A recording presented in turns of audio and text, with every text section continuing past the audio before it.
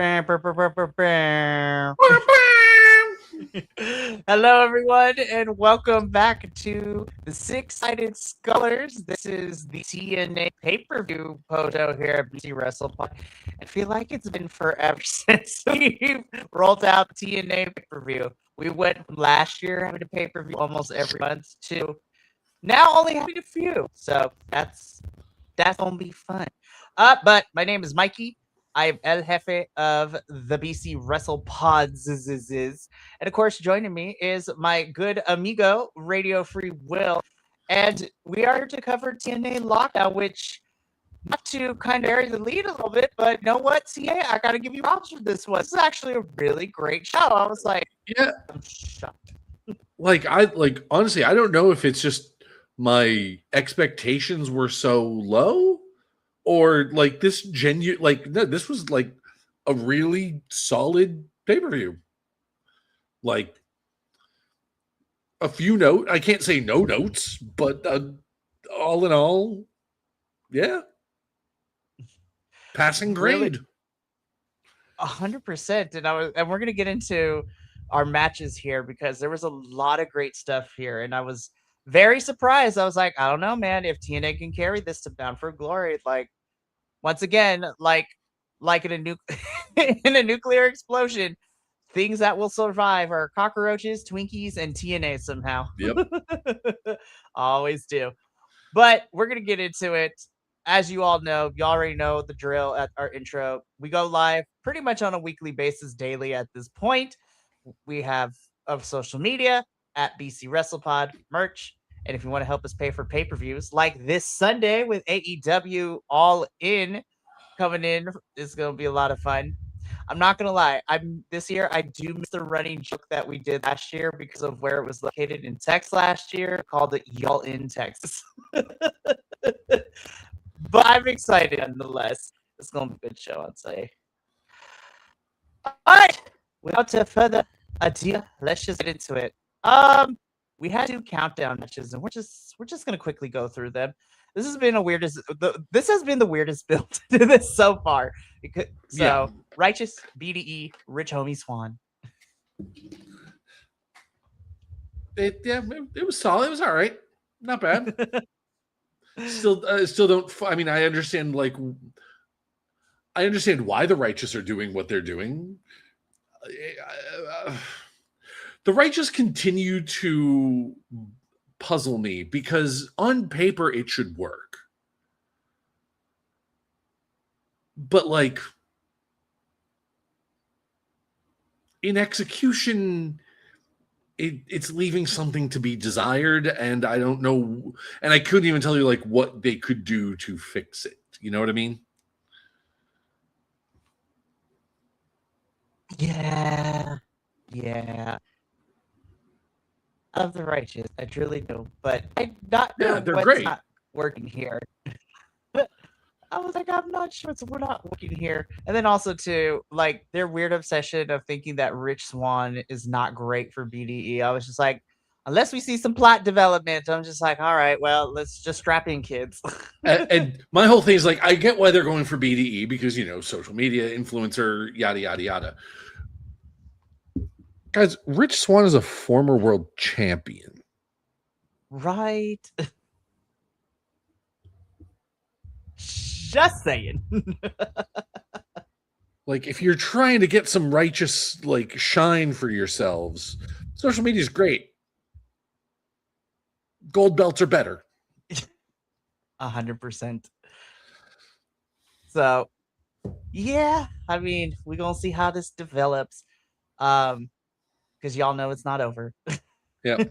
Oh, this one's just starting. And hey, let me just say, I'm glad we are finally moving on from their feud with the Hardys. For like almost a whole, like, what feels like forever. It was a year. It was a whole ass year because they debuted right around this time last year and feuded with the Hardys the whole fucking time. Insane. We survived a lot. But yeah, so this match was fine, and honestly, so was this next one. I was like, 2 weeks. I was like, yeah, just get Trey back in here. It's fine. Yep. Yeah, get him back up to speed. Classic. Little fast guy versus big strong guy. It's Trey wins. Like that's yeah. all there really is to it. But yeah, so Countdown show. That was the thing. Now let's get to the main card though, because this is where we're going to actually have our talking. The Talk meat points and is where we're at with this potatoes. one.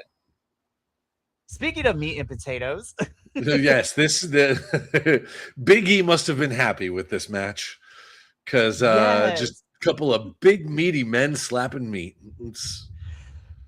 I actually really like this one, especially. Yeah, I mean, I like AJ Francis, but now it's just like, you know what, AJ's doing some really great work. Honestly, this was Yeah. really great from him too, and I have to say this: as much as Elisha's like character hit and missed me, Elisha also did some really good stuff here, dude. This was a great house match, honestly.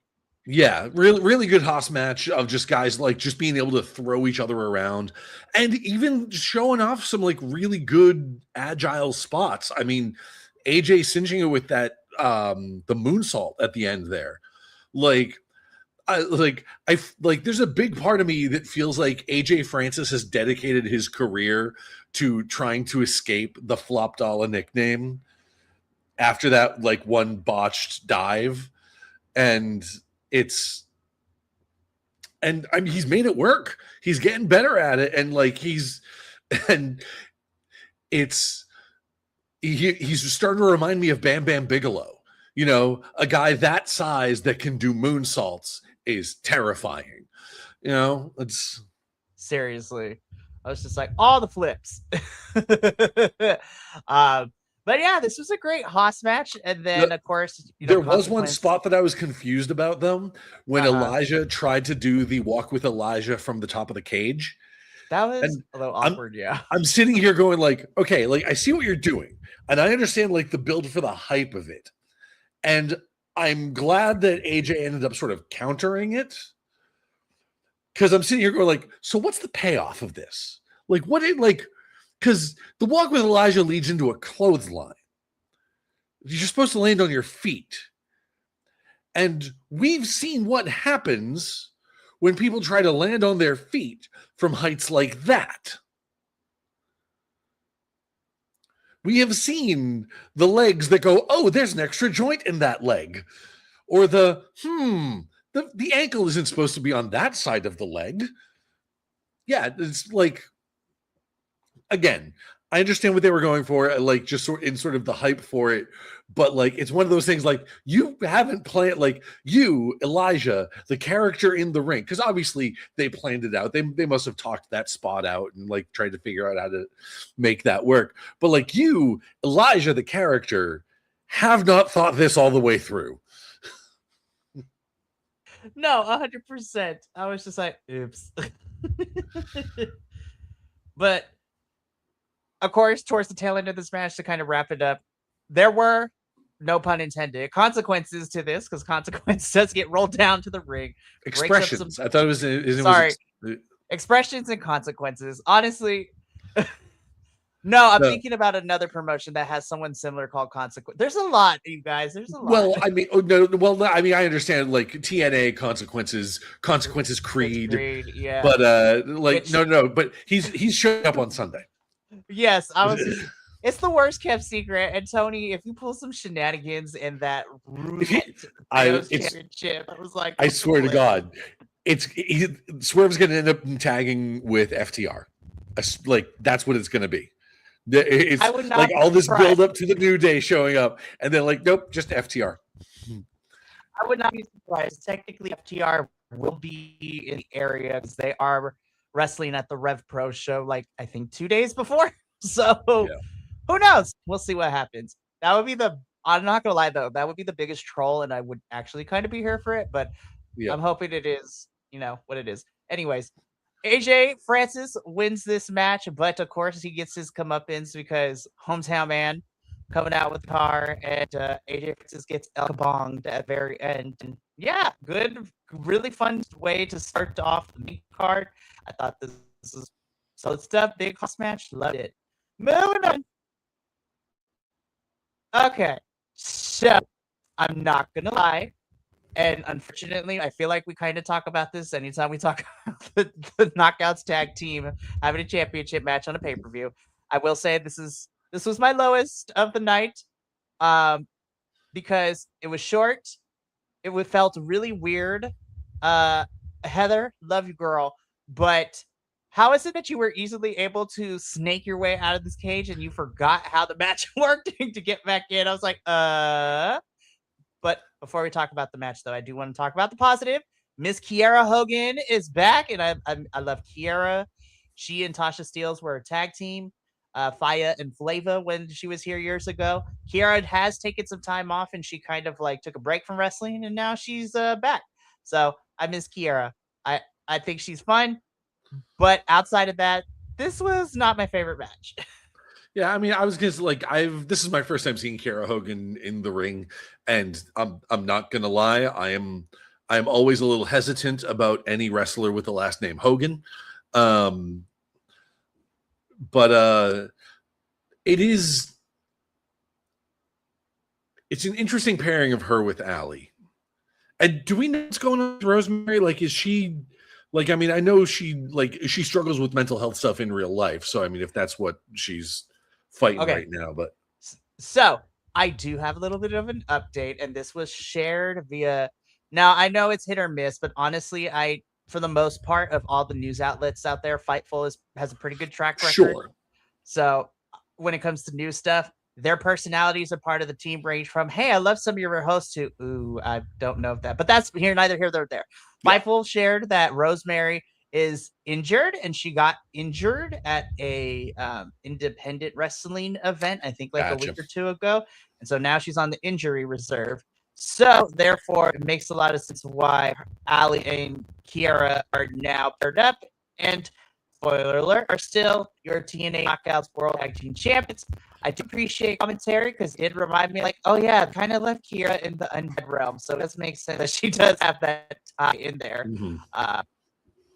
Before she left TNA, they kind of just left her in the undead realm. So it was like, homegirl, you saw a lot. But yeah, this was not my favorite match. But I do appreciate that Allie and Kiera are tag teams because I do like Allie, and I'm happy Kiera's back. Also, shout out to M by Elegance. She is the inaugural TNA Knockouts television champion. And I mean, it's just from my opinion, and I know, it's just mine, but I have to say the match from last night's episode was actually really good. Jada actually did good. I was going to say that was the most impressive I've seen M by Elegance since getting into TNA. Like,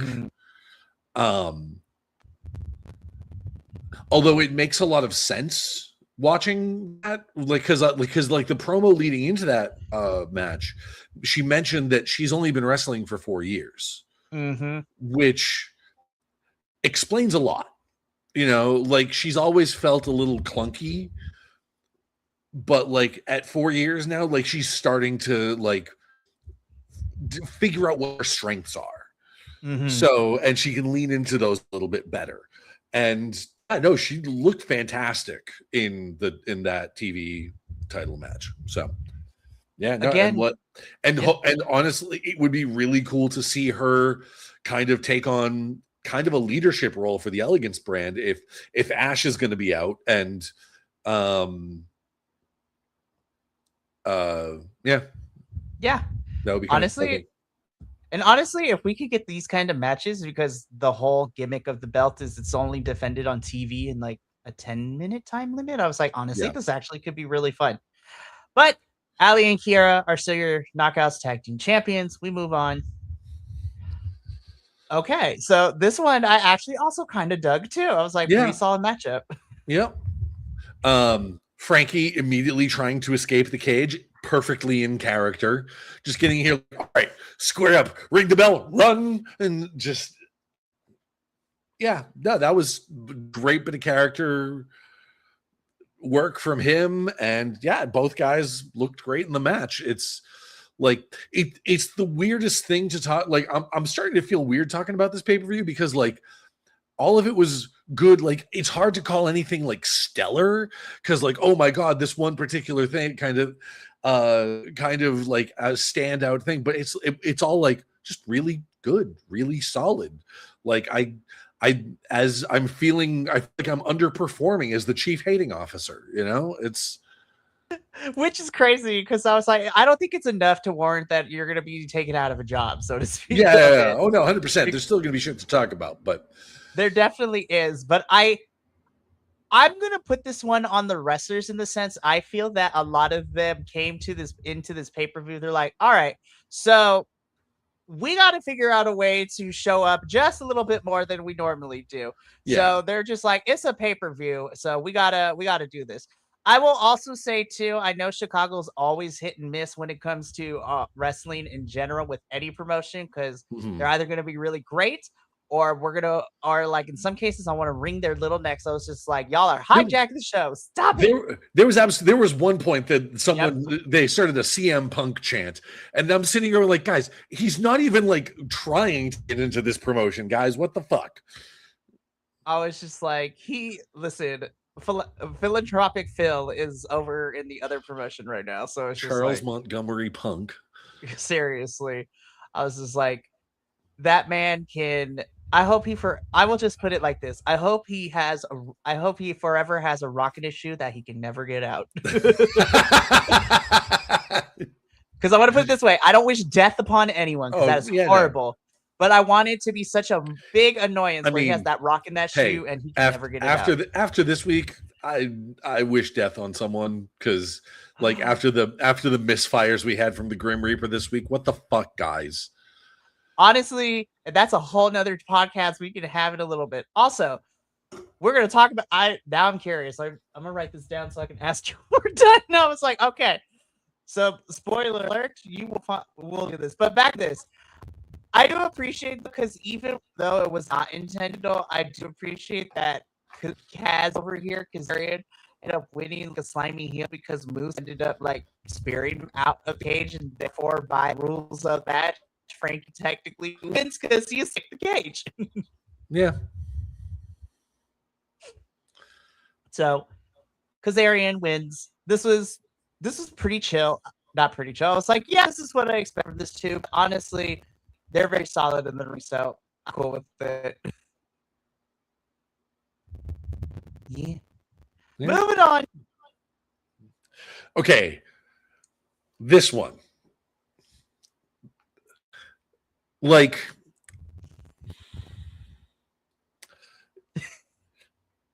all right, there was a meme a while back of someone talking to a music producer or a video game company in the late 90s. And someone saying like, all right, it's just the pause menu for a movie tie-in video game. It doesn't have to be like the most perfect hip hop, like electronic banger of the season. And then the producer basically said, okay, it doesn't have to, but what if? And then hits play, and it's the the GoldenEye pause menu music, which is this amazing like James Bond riff of things. This is the GoldenEye pause music of wrestling. These are two wrestlers that I didn't like either of them. Didn't like either of them. Again, maybe it's just because my expectations were so low. Maybe it's because I'm seeing like, okay, it's heel versus heel. Elena Black has shown like shades of a babyface turn, but not like fully committed to it. But like, and I'm just saying like, okay, whatever. Here we go. Both of these ladies went hard as fuck. Like, dare I say, this is like the most old school match I have seen in a hot second in TNA. This was great. I actually liked a lot of this. I like, yeah, there was a like they knocked this one out of the park. Like, okay, put it this way. TNA is like, and obviously because because they just got back on TV this year, they're really trying to play nice with, you know, the network and everything like that. So like when it comes to episodes of Impact, they got to play it fairly safe. This episode got you this match got you sick fuck chance. I can't remember the last time I heard a you sick fuck chant outside of AEW. Seriously. And honestly, it's like the best way to describe it is because we have been here since the beginning of this year, 2026, covering TNA now that they're back on AMC. And you're absolutely right. It feels like TNA has been playing nice with, you know, AMC and the TV execs and all that stuff. And somehow, I don't know who, but they're just like, you know what? I think we can get away with one of these matches just like going balls to the wall, like in terms of like blood. So, and this happened to be it. I'm not gonna lie, because I'm sitting here trying to like on it just now. Like I did not think about this ahead of time. I'm sitting here just now thinking about all of the matches, specifically in TNA. We're not talking, we're keeping this within TNA. We're not comparing any of these matches to WWE, AEW, New Japan, AAA, whatever. This is just within the walls of TNA. This might be the best match they've had all year. Oh, 100%. Period. Like this is like top TNA match of the year material. No, and if you had held a gun to my head, like before watching this, saying like, hey, do you think Xia Brookside versus Elena Black is going to be TNA match of the year material? I would have said no, fuck no, shoot me. This was amazing. Like using the belt, like using like the prong of the belt as a claw was nuts. Using like the edge of the title, like this was, and like doing the blood lick thing. This was, it was just top notch stuff. And the crazy thing is this whole entire match, right? It's just like it was mostly mat work and other things. It's mostly mat work, and also, can I just say, like, Xia, if you're listening, this was the moment for you. Like this, like up until this match, her heel turn had been this whole like sort of spoiled nepo baby, petulant brat kind of like, no, I deserve this. I deserve it. I deserve it. I deserve it. No, this was her. This was fangs out. This was like, this was like, no, I am going. This wasn't like, no, I just, they're just like, no, I'm going to leave you in a bloody pulp on the mat. And it was true, like scary, vicious heel kind of character. Like I said, this entire pay-per-view, I have some notes. This match, no notes. 100%. Honestly, again. And Xia being that much more vicious only makes Elena look better as a babyface when she does, like she did on Impact, fully commit to the babyface turn. Mm-hmm. Basically, like doing the whole like, I have been a shitty person. I fucked up. I'm gonna do better, and that's her committing to like, yeah, no, let's get babyface Elena Black in here. Yeah. So, yeah. Kudos to both women, man. Like, yeah. I don't know. I mean, I know Xia, her dad is a big time wrestler in the UK and actually trains a lot of them. Elena, I know, has before going to the Fed and then coming back after, you know, being released and everything. She has wrestled for quite some time on the independents, but yeah, man, I don't know who made the decision to have this be the match where we got blood, but honestly, fantastic. And I am here for it. Honestly, I agree with you. I think this is probably one of my favorite matches of the entire show. Yeah. And yeah, probably one of the best TNA women's matches this year alone. I wouldn't even put the women's qualifier on it. I would say like this is one of the best period. One of the best matches, one of TNA's best matches of the year. Honestly, yeah. This is definitely going on my list of year match of the year contenders. So I'm gonna have to revisit some things when we get to the end for our awards. Mhm. But oh man, this was now if this match was good for the mat base, this is where things kind of just we took gravity off because damn. Yeah. Like I TNA Carlos, have a seat. We need to talk. We need to talk. I'm picking up the mic. Ooh, here we go. Why the fuck have you been wasting Jason Hotch and a tag team that hangs out in the background doing nothing? I've seen this man do 2, maybe 3 matches now. And dude leaves every goddamn thing in the ring. His gimmick is great. His gimmick isn't even that intense. It's just like, I'm going to have this sort of like speed metal punk kind of vibe and just... It's like if Darby Allin wasn't a shithead. That's what it is. It's giving... If we call Fabian Eichner, we have Claudio Castagnoli at home, Jason Hotch is... How to put this? He's like indie darling Darby Allin. It's the poor man's Darby Allin, but in ways a lot better than Darby Allin. Yeah, that's where I'm going to put it at. Anyway, do more with him. Please. Do more with Jason Hotch as a solo guy. I understand breaking up another tag team is not something anybody wants to do in this promotion right now, given the fact that the tag team division is fairly anemic. But if this is what this guy, like, just put Skylar with Special Agent Zero. There you go. You still have a tag team. Congratulations. Let Jason Hotch keep doing this thing. It's magnificent. That is all. I mean, there's more to the podcast, that is my microphone in my face ASMR version of segment for the evening. And that was a word. That was our word from our chief hating an officer here at TNA, who well, thank you for coming to his TED Talk. Yes. It's like, it just...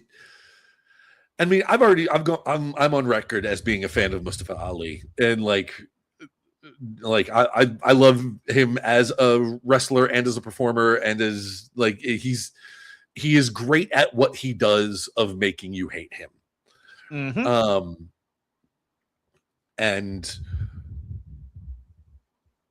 But it's just I feel bad for Jason Hotch for having to spend all this time just kind of like standing behind Mustafa Ali in a suit, saying like, "Oh yeah, I'm part of a tag team. Okay, are you gonna have a match anytime soon?" No, I'm really glad that he's finally getting a chance to get in the ring and show off what he can do, more than just a tag team guy. You know, it's a wonderful thing to see. Yeah, I have nothing else to add. This match ruled. Yep. This match ruled. Ali is our champion once again, but very interesting development after Thursday, because Ali wants to call a truce with Hodge, which is like, I smell a stunt, but I'm here for it. I was like, nothing is ever as with face value with Ali, but I'm here for it nonetheless. Also, yes, more of Jason Hotch as a single star, please. This is great. Yes. Anyways, let's keep going. Not surprised. These two did what needed to be done. Yep. To be expected on multiple levels. These two. Yeah. To be expected, and it was fantastic. Yeah, and like we kind of knew that the outcome was going to be Leon reclaiming the title, because the whole thing of like, oh no, we're just going to expunge the record of your title reign ever existing, and there's just going to be this weird blank spot in our history books of what happened in 2020, what happened in 2025, Dad? Well, due to various clauses of TNA wrestling and NDAs, I can't tell you, son. So, because I'm not even going front. I was like at least 95% sure. I was like, oh yeah, Leon's gonna win. But then there was that 5% in the back of my mind. I was like, we have seen TNA this year pull some out their ass type of shit. And I was just like, now I know TNA has made some dumb decisions, really dumb decisions, but I was like, they wouldn't make a really stupid decision, because there's a difference between a dumb decision and a stupid decision. Now we have teetered on some of the stupid decisions this year. We've gotten really close to the line, but we haven't gone over it. Okay. And there was that 5% of me that thought they could have in this match. Don't get me wrong. There have been some stupid decisions that also panned out for them really well. Mm-hmm. Do I even need to mention the hometown man? Yes. Like, brilliant character. I know Cody Deaner technically he's technically still like he was fired or something like that, because that happened just before I came in. But right. Like this notion of, nope, I am the hometown man. I am always here from the hometown, or I am different people with the same mask. Oh, it's just like, it's so good. But yeah, there was that 5% chance. It was like TNA might actually do something really stupid, but it's neither here nor there. Leon Slater reclaims the title. I was like, okay, this is gonna be good. We're gonna put a pin in that a little bit later, because I was just like, oh, I can't believe. Okay, we're gonna get there, so I'm gonna wait. But again, as expected, these two are fantastic. I'm sad that Cedric Alexander doesn't have the championship anymore, but I was like, yeah, that's right. He'll get it back in a minute, because we'll talk about after a main event. Yeah. So here's the thing. I was just like, you know what? I didn't hate this match either. I will say it's towards the lower end of if I had to rank all my matches. It was serviceable. Lethal Lockdown rules. Everybody's got to enter, and then we can officially start the match. Weapons come down. Everybody's using things. I do appreciate that the baby faces tried to be uniform with camo print somewhere. I was like, it's Ricky Sosa in pants. Yeah, Ricky Sosa in pants. That's crazy. But honestly, I said this during when I did predictions last week. I was just like, this babyface team is very weirdly put together. I was like, it doesn't really make too much sense, but you know what? It got people on the card, and I'm not mad at it. People got a paycheck. The system does system things, but I will say, I was really happy that this was under Lethal Lockdown rules, because that means that Bear Bronson was in his element, and that made me very happy. Also, shout out to his wife, Nomi, who made her debut on Explosion this week. So, Nomi, Miss Gabby Forza, we love Gabby. She's great. I love her. I love them. And shout out, because Bear Bronson is a bicon. We love him. Anywho. But yeah, this match, Lethal Lockdown, it was fine. I was like, I didn't hate it. I was like, yeah, this is pretty all right. It's pretty much what we expected. Yeah, system wins. I was just like, they got to win, so I'm like, okay, cool. Yeah. Nothing else to add. Now. and that was the end of the pay-per-view. And nothing else of consequence happened. So I was already not feeling that this was the main event, but I was like, yeah, whatever. It makes a lot of sense. You have, even I don't make the decisions, but the Hardys are here. They're your tag team champs. They're always somehow towards the top of the card. But you also have Nick Nemeth, who is your current TNA world champion in this match, so it makes a lot of sense. I was not expecting this match to be as short as it was. I was just like, did they figure like, oh crap, we're running up against the time limit, we need to hurry. I am not unconvinced. I'm not fully convinced that the ending wasn't a botch. Because the way it ended, Jeff was kind of like trying to like dive to break up the pin, but got caught up on some debris, which feels like a weird detail, you know? It feels like a weird detail to plan. And it's for it to be that kind of moment of like they get the pin and basically in that split second everybody has to make a decision, and everybody made the decision of like, fuck it, they won, hit the music, they won, congratulations, we'll figure it out in post, you know. And which makes Thursday's episode interesting too, because somebody's attacking everybody backstage. Like we saw Elijah get attacked this during the pay-per-view. Jeff Hardy was the latest victim last night on TNA television. Like, who is running around attacking people?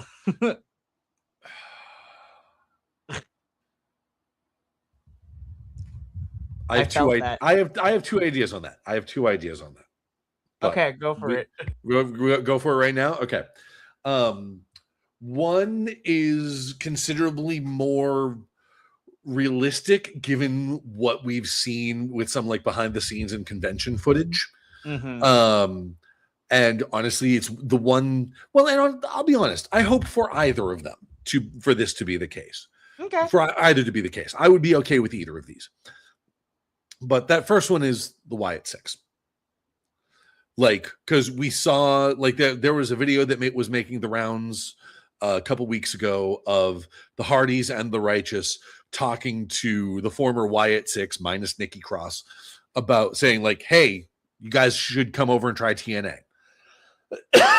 Since their release, they are well past their 90-day clause now. They would be able to join in whenever they wanted. So that would be a good one, good matchup for them. The other one that I think has some potential to it,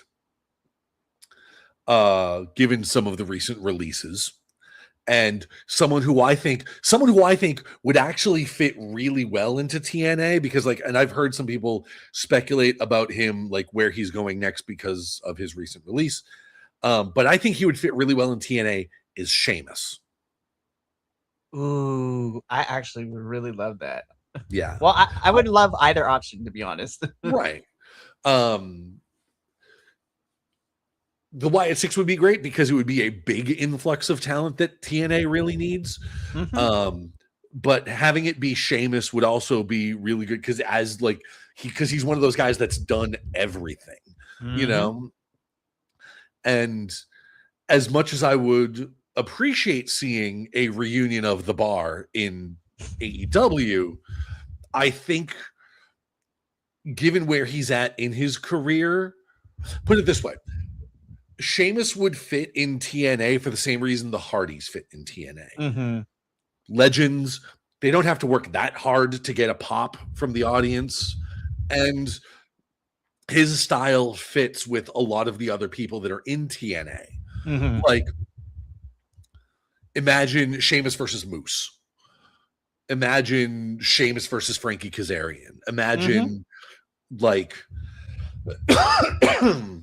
Sheamus versus Mustafa Ali, even, you know, like would be really good. Yeah. Yeah. Like there's a lot of really good, there's a lot of people that he could take on in TNA. And I do not say this to diminish his ability in the ring, but if you were to put, first of all, AEW's roster is already super bloated. Mm-hmm. And secondly, there are so many younger guys in AEW, I would worry about Sheamus keeping up. Mm-hmm. So having him go to TNA would be the right move for him. I agree with you, and I feel like it's a sweet spot too, because despite our criticisms of what's been happening with the roster as of late this year, I feel like TNA is a good sweet spot for Sheamus because you're right, it has that nice balance. There's a lot of wrestlers who have been wrestling for quite some time, like you said. You mentioned Kazarian, Ali, I would eat Moose, even people like Edwards would also be an interesting Yep. matchup too. Somebody who been wrestling forever. Sheamus versus Bear Bronson. Think about that. Yes. Think about that match. Bring back the Monster Ball match. Yeah. Like, you want big, meaty men slapping meat? There you go. I was just like, we all know that Bear Bronson can get down with it. Like, we have seen it on Independent. But I also agree with you, too. Like, there's also, if Sheamus wanted to work with some of the younger guys, it'd be really good experience for people like a Cedric. I know their styles are, like, a little weird, but, like, if you wanted to work with Fabian Eichner a little bit more, like, I don't know how a Leon Slater and Sheamus match would work. Yeah. Like I said, like I said, as great as a bar reunion would be, next best thing would be, our Timu Cesaro in TNA with Fabian Eichner, So very interesting stuff, and I would not be surprised if we started to see within the next couple of weeks more people getting signed to TNA. So really quickly, I want to end this pay-per-view segment by talking about what happened at the end of this match, and then go into within the last 72 hours. TNA has got a couple of signings, but so the Nemesis are your new TNA World Tag Team Champions. Nick Nemeth is a double champ, as he is a tag champ and the TNA World Champion. So I was like, oh, okay. I was like, don't hate it, especially because we've seen the Nemesis be tag team champs before. And I was like, okay, this could be a fun one. Now, as the belts are off the Hardys. Yes, and take them off the Hardys so they can go and do other things that don't require the titles. But that's a big ask. But as the Nemesis were celebrating in the ring, I was like, okay, this was a fun pay-per-view. As I was about to turn this off, all of a sudden, Leon Slater gets on this microphone. I was like, Leon, what are we doing? And then he's like, listen, I'm going to cut to the chase. We ain't going to waste nobody's time. Gets in this cage. Essentially, I'm going to summarize this as I'm going to give you the Spark Nose version. Leon Slater's just like, I want to be a world champion. And if I have to go through you, I will. So I am cashing in option C. And me and you are going to fight for the TNA World Championship at Bound for Glory in October. And I was just like, oh my God, TNA, remember that they had option C. And that actually, this is great for two things. Number one, this is the quickest way we could get Leon Slater into this title scene, which, he's kind of been meandering close to, with the last couple of champions, especially Mr. Mike Santana. And now with Nick here, it should be an interesting program. But also, Leon Slater still gets to keep his title reign as X Division champion, but also now it frees it up for Cedric to get it back or to put it on somebody else. So, good stuff. So, TNA has the potential to do something amazing. Well, yeah, they got to they got to get the world title on him before he jumps to WWE, before he jumps out with his contract expires. But even still, even if it's a short title reign, I feel like Leon Slater should get this world title before he leaves. The kid has put in work in the last 4 years and honestly has been a staple in that company. So, so that was Lockdown. Again, pleasantly surprised. Very, very good stuff. Even the lows were like, you know what? This isn't as bad as I thought it could have been worse. Is what I was just like, but even still. Why is Ash by Elegance on that title card? I don't know. She wasn't even there. I was like, this is insane. I was just like, everybody on this poster minus Ash was there. And then you got Leon Slater in the back just flying, which is great. Yeah. And Ali with the title, but Jason Hotch was the champ going in.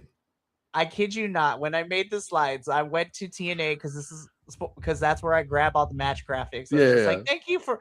By the way, I know we talk about TNA and we criticize it for certain things, but I will say I appreciate TNA always having their match graphics on their website, where like they're supposed to, in the correct format that I like in landscape because it makes my job easier putting these slides together. AEW, I love you. But having to go to Twitter and navigate all that is crazy. So I was just like, and when I go to your website, you have the match cards, but they are in like portrait. They are in portrait landscape. I'm like, this is good for social media, but I was like, not for slides. But anyways, really quickly, I do want to talk about, because there was a couple of new signings from Lockdown, as well as this past Thursday episode of TNA. So first and foremost, this was kind of like a dark match that happened at Lockdown, but the hometown man took out independent wrestler Joe, not Joe, uh, Mr. Mr. So Joe Alonzo. There we go. I know I Okay. had it Oh in my yeah, notes yeah, yeah. somewhere. Yep, I remember hearing about that. So, and Santino Marella made it official in that dark match that if Joe Alonzo beat beat Mr. Hometown Man, he would get a contract. He did, and that was the first signing of the night. So TNA has officially signed Joe Alonzo. So it's just like interesting. I don't know too much about him. I only hear things on the wrestling internet that a lot of people like, and I was like, okay, I need to see what he does, and we're gonna work it out, and we're gonna see.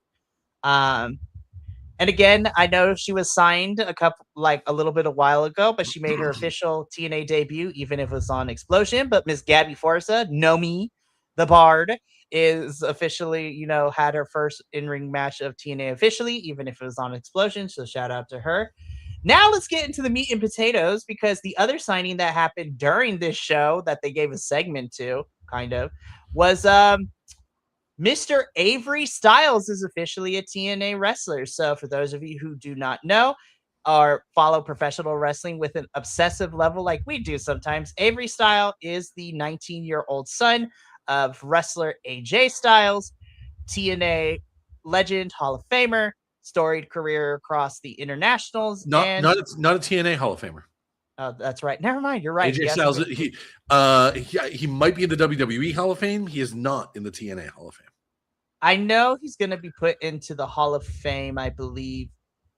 Did he get put in the Hall of Fame this year? Anyways, he's either in there or he will become WrestleMania next year, but not in TNA rate. But definitely a staple of the foundations of TNA for sure. Like, right. I also put Joe and Christopher Daniels and all them folks who made TNA for what it was. Yeah. So I know AJ Styles has been kind of caught in the crossfire with certain things, like with him not helping set up the GCW ring when he did a couple of the GCW shows recently. And I'm just like, I have opinions, but I'm not going to share them out here on the podcast land because we might get in trouble. But regardless, but trouble gets us views. That's very true. I guess I'll say it, guys. He got paid to be there and to do his job and perform. I was like, I know you have to pay your due. I feel like, and this is going to get me in trouble, I feel like paying your dues on the independents in 2026 is, I don't want to say outdated, because I do think that grinding on the independents will get you the experience for sure, and it helps you hone your craft a little bit. However, in 2026, when you have, and again, we're talking about TNA, but when you have celebrities who can be booked on these wrestling shows, I'm just like, I don't know if paying dues is a big thing. I think that still should be the case, but I also don't think that we should clown on people. And I'm also going to be honest. He's the kid of AJ Styles. I was just like, there's going to be criticism regardless, because he's the child of a wrestler who has had a storied career. So, here's my take on it. Okay.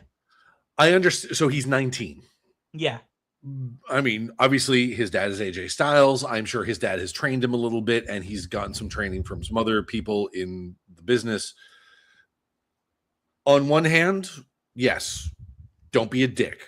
If people are helping set up the arena, help set up the arena. Okay. And for all we know, he's only, okay, hold on. He's 19. Mm-hmm. He was just born when TNA really kicked off. Yeah. It is entirely possible that he has, and in that time, AJ Styles was full-time TNA, full-time New Japan, and full-time WWE. It is entirely possible that Avery has only known wrestling arenas where they have dedicated crew to Mm. set up the arena. Mm-hmm. So therefore, he wouldn't know that at most indie shows, no, if you're here, we don't have a dedicated crew. Give us a hand. So once again, on that, like, I can understand why he might not understand that this is what we do. Mm-hmm. So I'm not going to be too critical of him on that. Okay. Mm-hmm. And to, the indie people that were working that, say, like, give him a break. He's new to this. Tell him, like, hey, we need help setting up chairs to help us out. Every person, every hand, all hands on deck. Let's go. Mm-hmm. You're new, like, and once again, you're new, so you should be going into this with an open mind and an open, like, I am here to learn as much as possible. Mm-hmm. Because, yeah, you're the son of AJ Styles. Yes, wrestling is a industry full of people that have learned off of the backs of their ancestors. The Bloodline, the Rhodeses, the McMahons, the Jarretts. There's a bajillion of them. But just so everybody's aware, just to put everyone's critical hats on, for every Charlotte Flair, there's a David Flair. Mm-hmm. Just because you are the child of one of these luminaries doesn't mean you necessarily inherited all of it. Mm-hmm. Hell, even like, I'm always a little wary when you have that sort of that generational thing and they automatically pick up the same gimmick as their parent. Mm-hmm. And I think a great example of that is Dominic Mysterio. Because when Dominic got in, he's basically just playing Rey Mysterio Jr. Mm-hmm. It wasn't until he turned heel that he really started getting, like, that his character work really came into his own, and he got like a personality of his own. And people hated him, but he's a heel. That's his job, Mm-hmm. And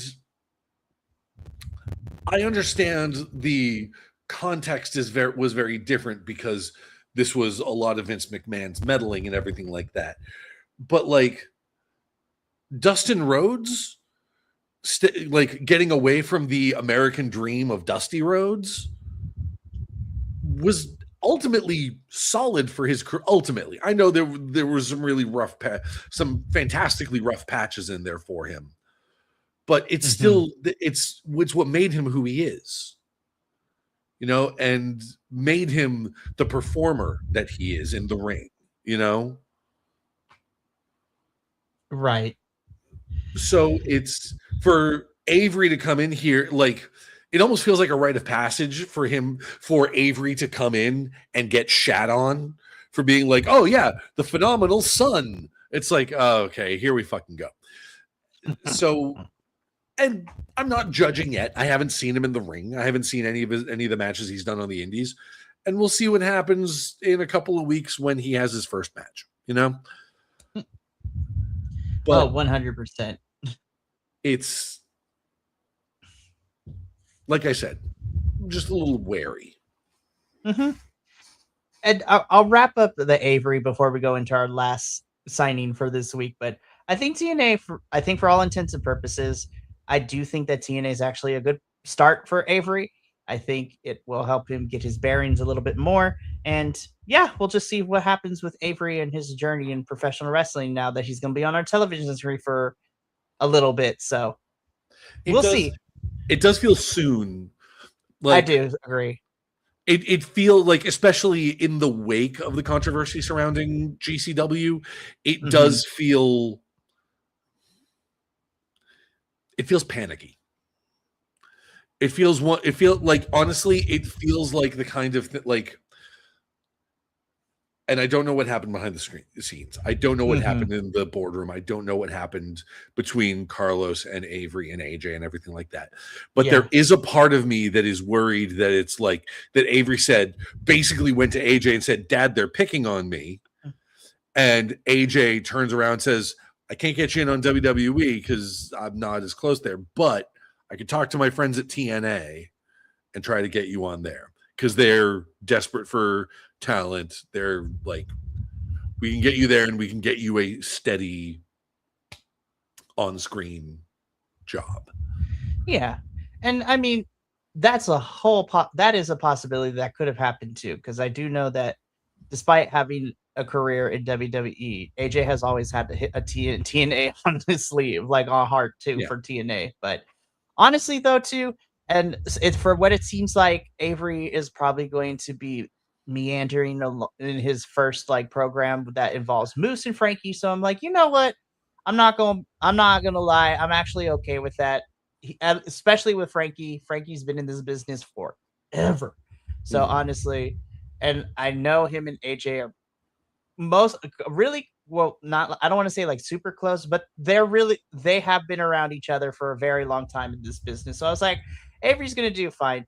And yeah, I'm more interested to see how Avery tries to, if he's going to try to differentiate himself from his dad. But again, he's only 19. Like we're literally starting at the very beginning of this kid's journey. So I don't want to put too much pressure on him, and Right. we're just gonna generally see how this goes. So, Yeah. but I do want to wrap this up though, because we have one more signing this week, and for me personally, I'm very happy to see her back in my like in the televised wrestling world. But last night on Thursday's episode of TNA Wrestling, Daria and Indy Hartwell had a little bit of a back and forth in the ring because Indy wants next at Zaya's title, and Daria's just like, no, but you know what? Good luck with that.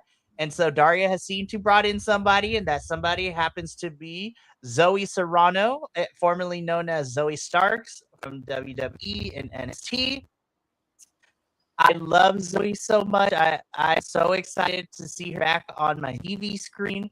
And she officially signed TNA. So I'm really looking forward to her. I think I think she has a unique offense.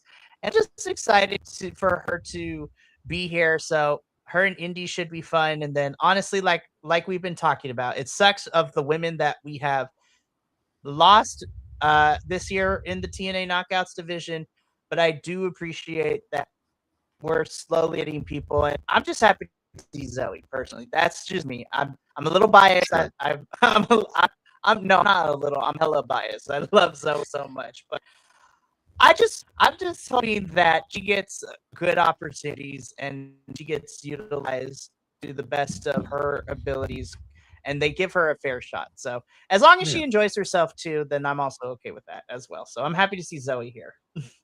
Yeah. Yeah, no, like it's good to see them finally getting some people on their roster that might be able to fill out the undercard a little bit and maybe create some really interesting stories. And like for honestly, the little bit that we've seen so far since Tommy Dreamer's exit, I wouldn't say it's a huge improvement, but Baby steps. it's on the upswing, you know. Uh-huh.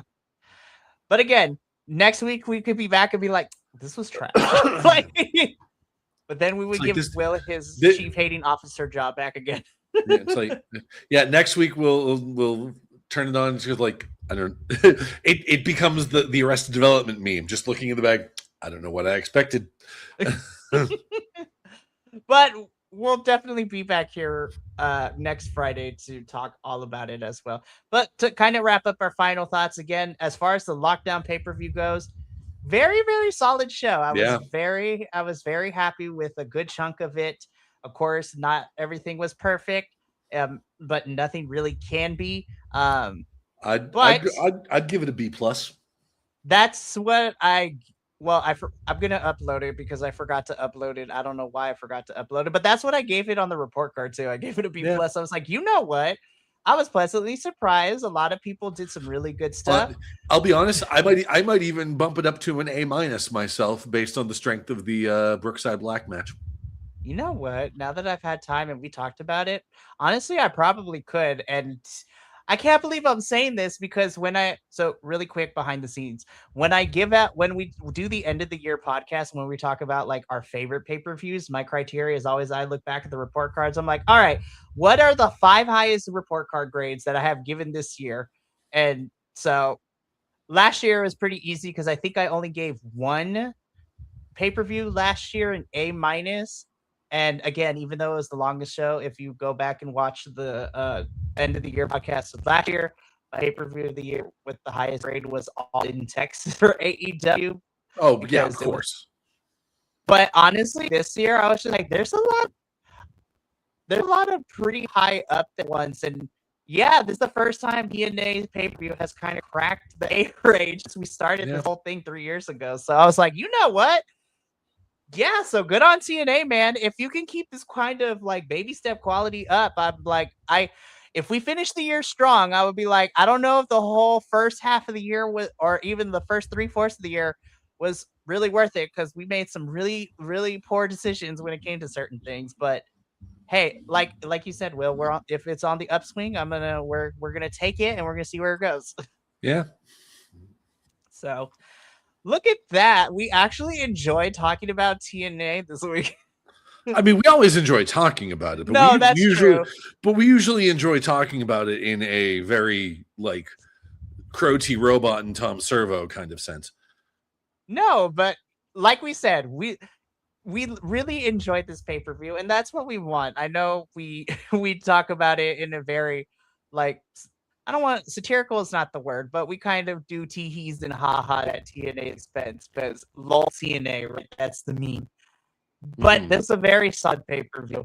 And again, if we continue this up and you can make the journey to Bound for Glory as interesting, and Bound for Glory ends up being really good too, I was like, we're on the upswing. But yeah, that's gonna be it. I don't have anything else to say about this, but it has been our TNA Lockdown post show. We're almost done with the week, so we're gonna wrap things up this week in terms of post shows. This Sunday, I will be here on the internet. I will be up eating some breakfast, probably some cereal, as I'm gonna be doing a live watch along for All In, which starts at 10 a.m. my time. Lots of stuff happening though, because there are so many shows in the UK happening that fall under our jurisdiction. So we got the All In watch along on Sunday, and then all of next week is covering a whole bunch of stuff. Monday we have our Eve versus the World 2 show, in which Sky Blue is a fucking deathmatch legend now, and I am so excited to watch that match.